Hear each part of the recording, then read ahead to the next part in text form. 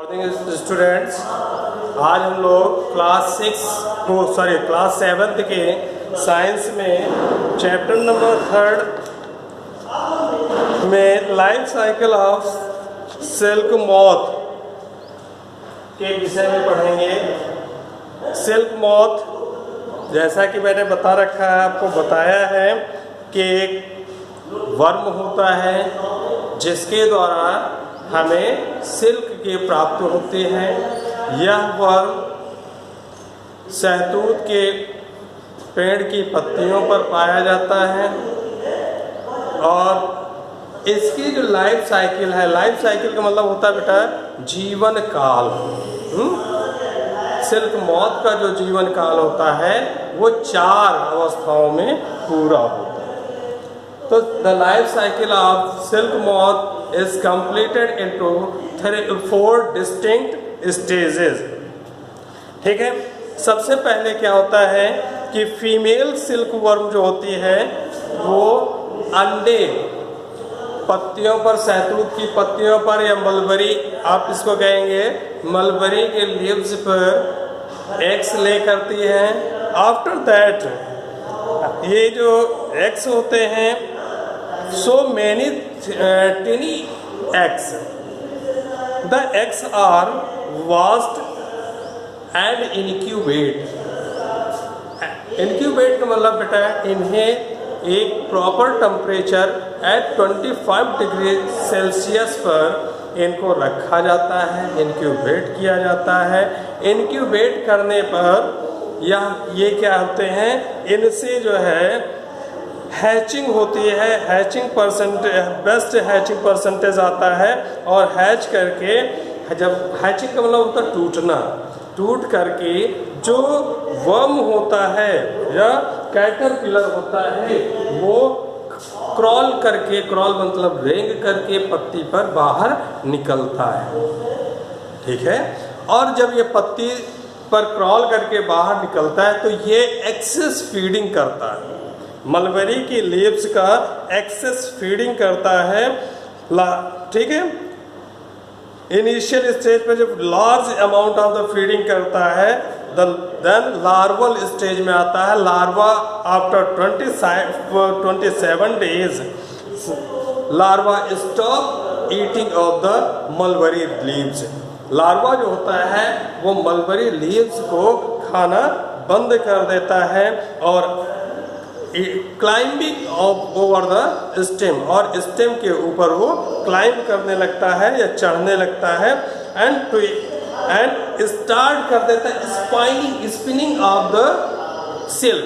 Silk को produce करना, spinning करना स्टार्ट कर देता है और बनाता है एक cocoon and form a cocoon.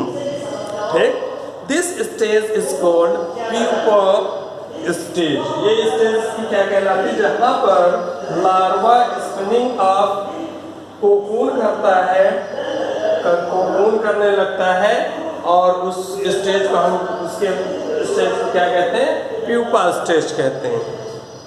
ठीक है, द कोकून दस फॉर्म्ड कलेक्टेड एंड प्रोसीड। अब ये सारे कोकून्स जो हमें लीव्स पर बने हुए दिखते हैं, आप अपने बुक पर पेज नंबर 31 पर देखोगे, वहाँ पर भी डायग्राम के थ्रू दिखाया गया है। जब ये कोकून बन जाते हैं तो इन कोकून्स को हम कलेक्ट कर लेते हैं। कलेक्ट करके the silk moth continues to develop inside the cocoon, और सिल्क मॉथ जो है लगातार उन कोकून्स के अंदर, कोकून का मतलब होता है वो पत्तियों से एक अपना घर जैसा बना लेते हैं, उसी के अंदर सिल्क का प्रोडक्शन करते हैं। That is called cocoon. एक हार्ड कवरिंग बनाते हैं, जिस एक तरीके पूरी तरीके से सेफ हार्ड कवरिंग बनाते हैं, that is cocoon. At the end of the pupa stage, pupa के अवस्था के अंत में the silk moth cut open and cocoon and the young moth flies out. Pupa के अंत में जो सिल्क वर्म होता है ये कोकून को कट करता है और फ्लाइज अप हो जाता है और उड़ जाता है। यंग मॉथ जो होता है फ्लाइज आउट, वो उड़कर बाहर आ जाता है। ठीक है, that is the life cycle of the silk moth. देखिए बेटा, अब हम लोग इस डायग्राम के थ्रू देखेंगे। सबसे पहले क्या होता है, एक लेइंग होता है, एग्स छोटे छोटे, so many large amount of the eggs laid by the female silk moth on the surface of the mulberry leaves। Mulberry leaves पर ये एग ले करते हैं, और ले करने के बाद उसके बाद क्या होता है, वो एग्स की हैचिंग होती है।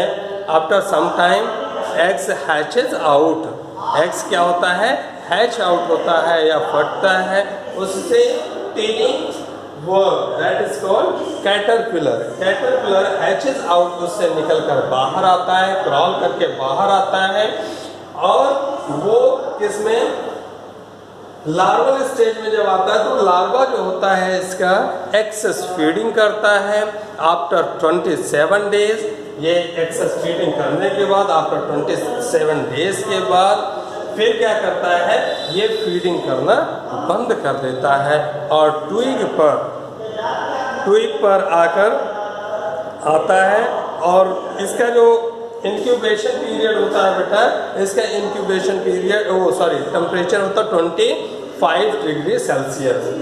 उसके बाद क्या होता है, लार्वा क्या करता है, कोकून स्पिनिंग करता है, स्पिनिंग साथ कोकून बनाता है, फिर प्यूपल स्टेज में आकर प्यूपा स्टेज में आता है। प्यूपा स्टेज में ये क्या करता है, कोकून के अंदर ही अंदर स्पिनिंग ऑफ द सिल्क करता रहता है, डेवलप करता रहता है। After that the pupa cut the cocoon and adult, and after some time it cut the cocoon and adult flies out, और जो एडल्ट सिल्क मॉथ होता है वो उड़कर बाहर आ जाता है। That is the process of the life cycle of silk moth. It is the process of life cycle of silk moth. Next है silk production, how we produce silk. ये चीज अब हम लोग देखेंगे। तो यहाँ से देखें, the cocoons are put in hot water. Cocoon को हम गर्म पानी में रखते हैं, which kills the worm as well as loosen the filaments. ये क्या करते हैं, कोकून को हम जब गर्म पानी में रखते हैं तो या तो वर्म वो मर जाता है, सिल्क मॉथ मर जाता है, या वो लूज कर देता, थ्रेड को लूज करता देता है, खाली ढीला कर देता है। The filaments are taken out from the cocoons by the process called reeling. Reeling के द्वारा हम उस कोकून के थ्रेड को कलेक्ट कर लेते हैं, और इसी रीलिंग को एक और अदर नाम से भी जानते हैं, Fletcher, FILATURE। It is done in special machines. ये एक स्पेशल मशीन के द्वारा ये प्रोसेस पूरा किया जाता है। The resulting fibre is known as raw silk. जो इससे रिजल्टिंग मटेरियल हमें प्राप्त होता है, that is called raw silk. ठीक है, इट कैन बी ड्राइज इनटू वेरियस कलर। इसको हम अलग अलग रंगों में रंग लेते हैं। फिर देखें, silk fibres are then spun into silk threads. फिर हम सिल्क फाइबर को सिल्क थ्रेड के रूप में स्पून करते हैं, काटते हैं, which are woven into silk cloths by the weavers, जो कि जुलाहों के द्वारा सिल्क के क्लॉथ बनाने में उपयोग किया जाता है। ठीक बेटा, अब प्रॉपर्टीज ऑफ सिल्क इसमें देखें। Silk is the longest strongest natural fibers. It can be stretch to almost 25% of its original strength या its original length. Silk moth सबसे स्ट्रॉन्गेस्ट नेचुरल थ्रेड होता है। इसे हम इसकी ओरिजिनल लेंथ से 25% तक स्ट्रेच कर सकते हैं, बढ़ा सकते हैं।